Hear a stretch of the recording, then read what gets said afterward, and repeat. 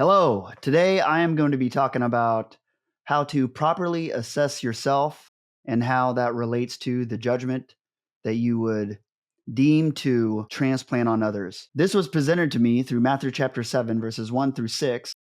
And if you open your text, you'll see the front of it, at least in my Bible, the little paragraph is titled Judging Others. Now, 6 is sort of a separate topic. I mean, you could speak on these topics you could speak on each of the topics indicated within these verses for days. But 6 in particular is one you hear over and over again, which is do not give to dogs what is sacred, do not throw your pearls before pigs. Basically, do not do not do not do not cast pearls before swine. That's what people usually say. And everyone I think is familiar with that verse, which has turned into a common colloquialism here in our culture. But I also know that the preceding verses, they relate to it. They are there as a preface to that verse for a reason, and they are just as important. And this was one of the texts that I read earlier in the week, and then God introduced events into my life that sort of ingrained it in my mind. In some cases, pretty painfully, actually, or frustratingly, I suppose. And I'm just going to read the text. I will share my takeaway therein, and I'll give you my experiences that I've had throughout the week. And I hope that you can glean some sort of wisdom from this, or that it sparks some flame of curiosity in you to go down this philosophical rabbit hole with me or without me. That's fine too. And so, without further ado, Matthew chapter 7, verse 1 states, "Do not judge, or you too will be judged. For in the same way you judge others, you will be judged. And with the measure you use, it will be measured to you. Why do you look at the speck of sawdust in your brother's eye and pay no attention to the plank in your own eye? How can you say to your brother, 'Let me take the speck out of your eye,' when all the time there is a plank in your own eye? You hypocrite! First take the plank out of your own eye, and then you will clearly see to remove the speck from your brother's eye." And verse 6, "Do not give dogs what is sacred. Do not throw your pearls to pigs. If you do, they may trample them under their feet and turn and tear you to pieces." And the first thing that kind of stuck out to me when I read this text is this is something that I psychologically enact all the time. All the time. I'm always judging things just by default. And that's how we're wired anyway, is to take our current perception and framing of a particular environment that we reside within, and our mind just snaps it to the most comfortable understanding that we can come to terms with, right? So if I walk into a room and there are certain objects in it, let's say I see a piece of paper and a pencil on there and there's some writing on it, I'll come to think that, well, someone must be writing something on there. Maybe they're journaling, right? If that's the first thing my mind comes to, that is what I'm most comfortable with. We can't take in all the variables all in at once, or else our brains will literally explode. And in the same sort of way, we look at others' behaviors, mannerisms, and how they speak, and we can draw conclusions from them, which we should do. But a lot of the times, if they are outside of our own frame of reference that we've been using our entire lives, we sort of put it in this questionable bucket. And I find myself a lot of the time judging that action as being negative if I don't really understand it, or I used to anyway. I would say I'm getting far better at not judging others than I used to be in my youth, right? And I'm sure everyone can sort of resonate with that statement in some way. But I find myself all the time looking at things that people do, and I'm like, how can you do that to other people? Or how can you present yourself in that manner? social media, for instance, I'll see something, I'm like, "How can you do that?" Or brag about doing that. And how do others think that's okay? How is that a hot topic now? How does that give you some sort of reputational uplift by enacting that behavior? How does sharing that make you more desirable in the eyes and hearts of those that view it? So I'll share my notes. And something that I wrote down here is Jesus states the ensuring that you yourself are a proper example of embodying a godly life before we are to assess others. And there's a lot that goes into that. And it's very hard. Sometimes when someone is doing something to you, it almost feels like you don't really have time to think about what they're doing. You just have to act. Therefore, your deep ingrained behavior, your instinct, that is what's going to take control of your actions in that moment, which probably puts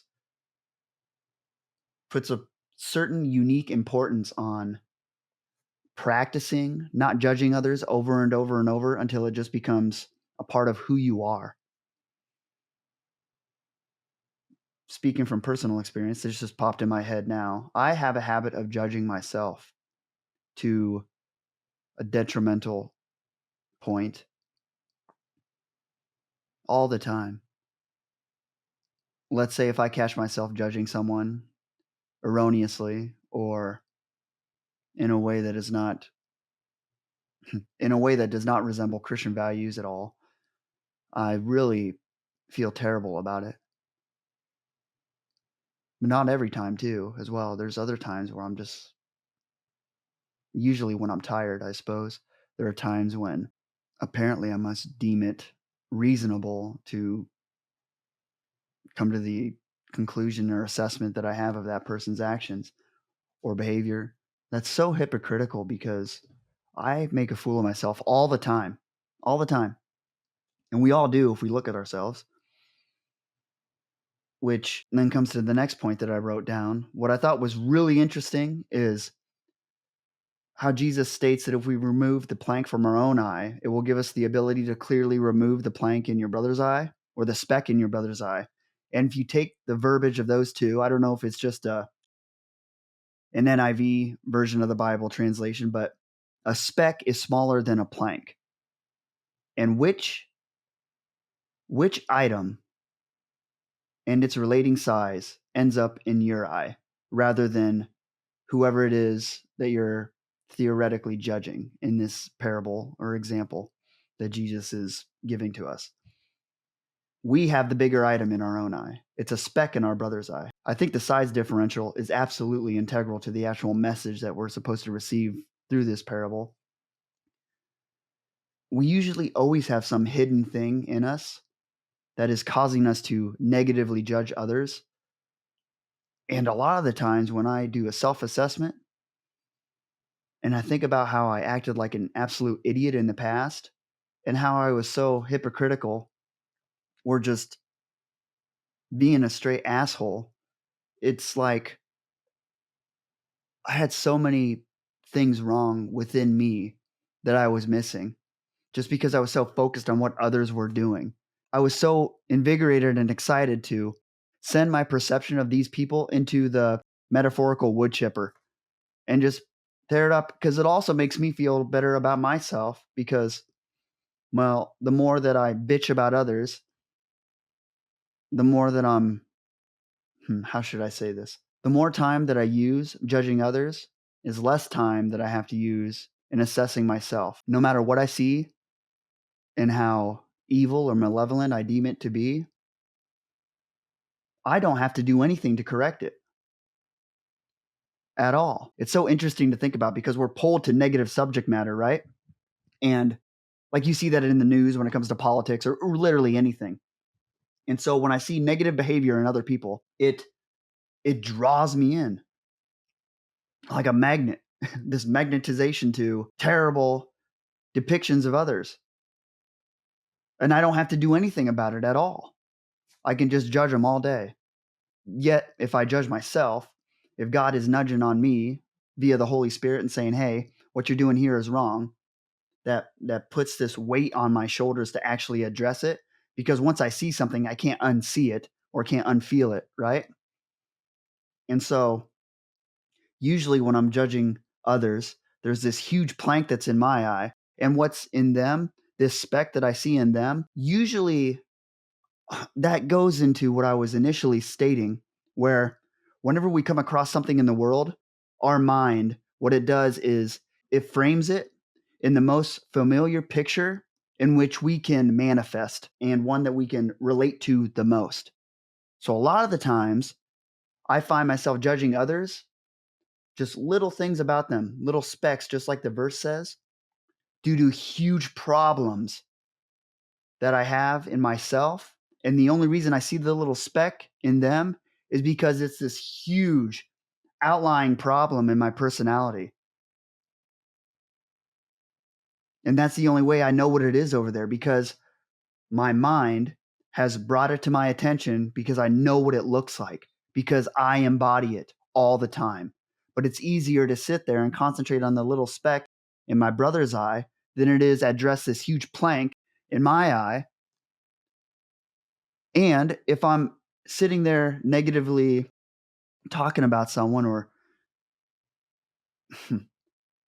involving myself in gossip, or if I would see behavior in which I would deem is outside of the commandments that I hypothetically think God would be giving that person, which is insane because then you're basically making yourself out to be God because you don't know what's going on in their life. It's like the only reason I see that is because it's a huge problem in myself. My mind knows where that is and what that looks like because I live with it all the time. And I don't really have to do anything to flirt with that idea. It's so empty, but it feels fun because everyone loves doing it. And I wonder if it's because there's this connection or relationship by proxy that happens because it's not directly related. It's not directly tethered to our own problem, but if we see it in others, maybe that's our subconscious saying, "Look, look at that." And we don't have the courage to really look in and carry the cross that we are told by God to carry in order to kind of purge ourselves of this negative sort of behavior philosophy that we are living out in the world.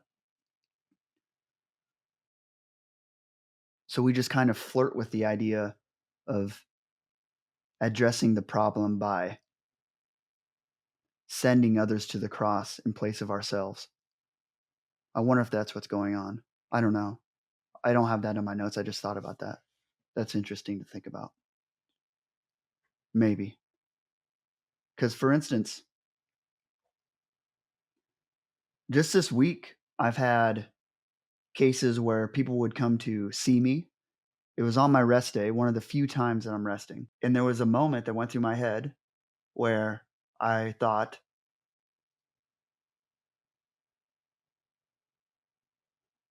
I don't have time for this person. I thought the responsible thing to do would be to sit here by myself.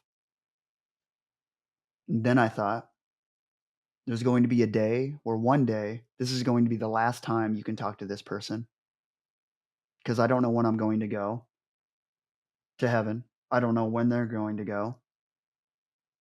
And I think about that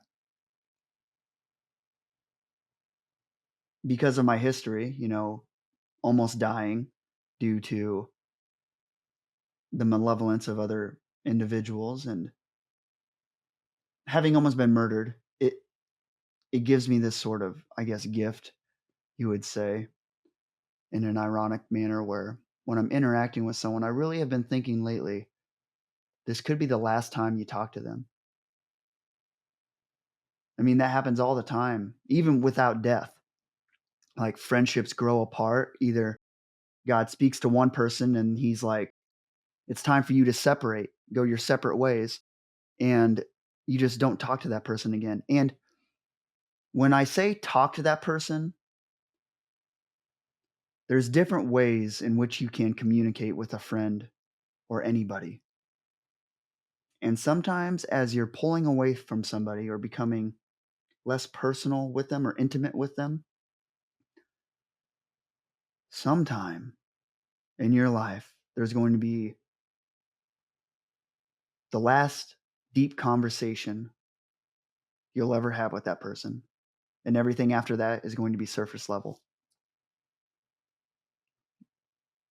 It could be for a various number of reasons, but that happens. There's always a last to something, right? There's always a last time something happens. So someone came to my house or asked if they could come over, wanted to do something with me, and I'm thinking, I should just keep painting, which is what I was doing. I was painting things, and then I thought, no, that's not true. I've also been praying that God would grow my social circle. And after this all happened, this person came to my house and we watched some TV together, and it was like amazing. It was amazing. It really was. And afterwards, I couldn't believe that I was thinking those things. It was ridiculous because I thought I didn't have enough time for them, right? And relating about judging others, I was speaking to them about certain things, and they were describing me scenarios in which I thought I knew best, and it was causing me frustration within me out of a place which I stated was wanting the best for them, which I do. But the way in which my emotions were forming and what they were turning into was not a place of selfless caring, but more of a sort of, what would I say? I want you to do it this way that I'm thinking of in my head because that's how God has told me to carry out things that relate to what you're telling me that you're going through right now. And their story and what God is telling them could be completely different. Their entire life has been completely different than mine up to their point in time right now. God doesn't teach everyone everything the same way. And so I was judging others, and then I was thinking to myself, what are you doing, you idiot? You struggle with this same sort of thing all the time. And not only was the plank of the plank in my own eye that I would describe as being judging others for engaging in behavior that I act out all the time. It's also God was answering my prayer by growing my social circle by having someone come over and spend time with me. And yet I was too busy or thought I was too busy resting to actually do that. Isn't that insane? I see that all the time in our culture too today. I don't want to go off on this rabbit trail, but people get into these self-help disciplines and they completely lose out on the entire purpose of God's life for them. I really believe that because they're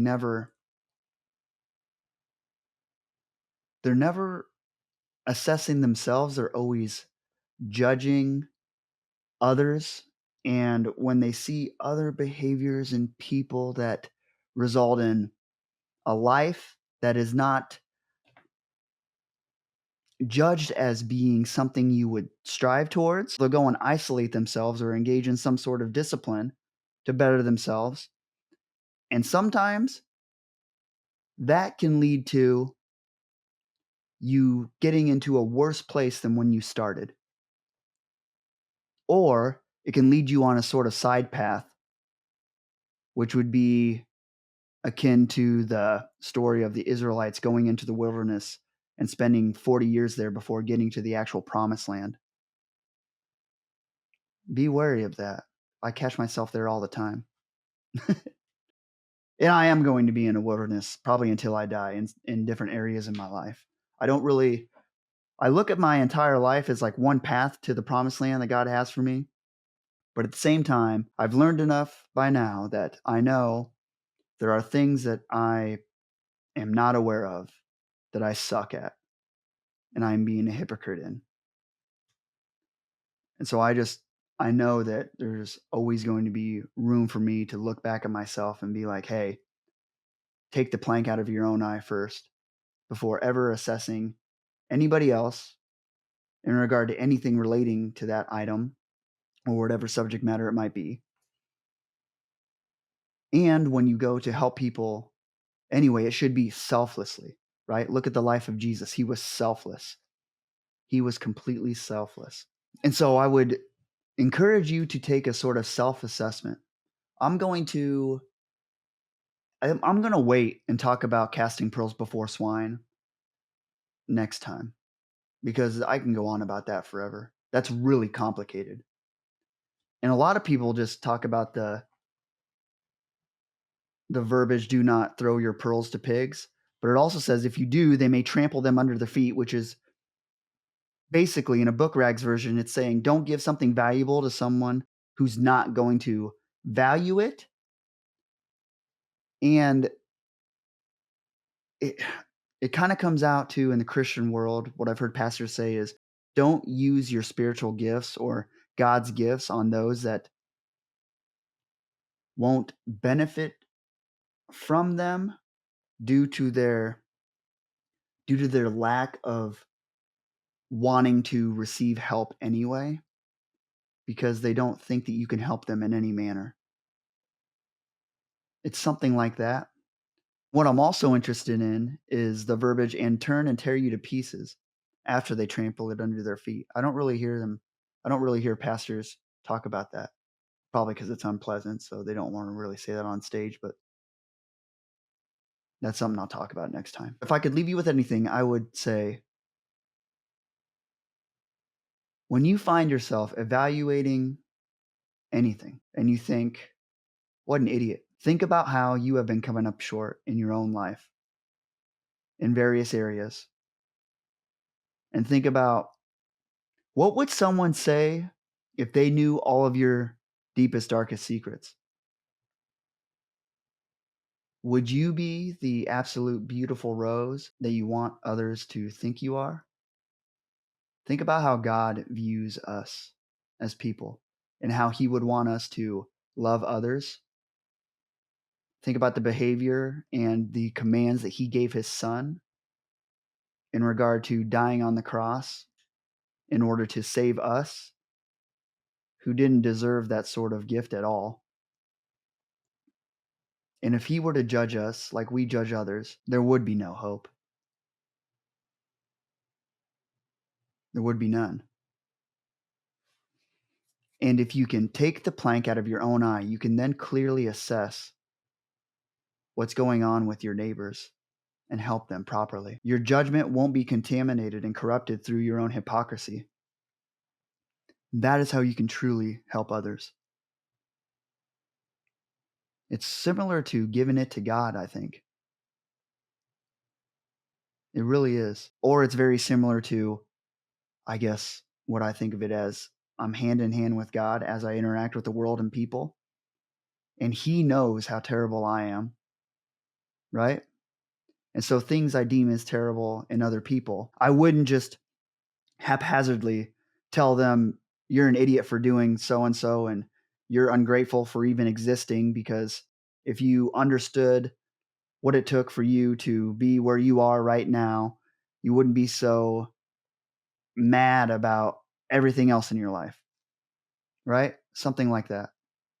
I would never say that because if my hand was holding God's, I would know where I came from and where God brought me to be now. And if everybody knew everything that I've had to go through in order to be where I am now, and the things that I struggle with currently today, all the time, still, no one would look at me probably the way they look at me now. Or maybe they would. I don't know. But it would definitely affect it. I want to close this out by stating whenever you find yourself falling into that sort of rhythm of judgment as you're assessing things around you. Think, what within me is relating to what I'm seeing right now? And is there something that I need to properly evaluate in myself and take care of before I would ever speak on something else in someone in a way that would lower them rather than bring them closer to God for God to help them, whether that is through you or through someone else? Man, that really hit me in the face this week. God knows what's best. He knows what you're working on, what you're crying about. He loves you and He cares. He's so good. That's all it takes.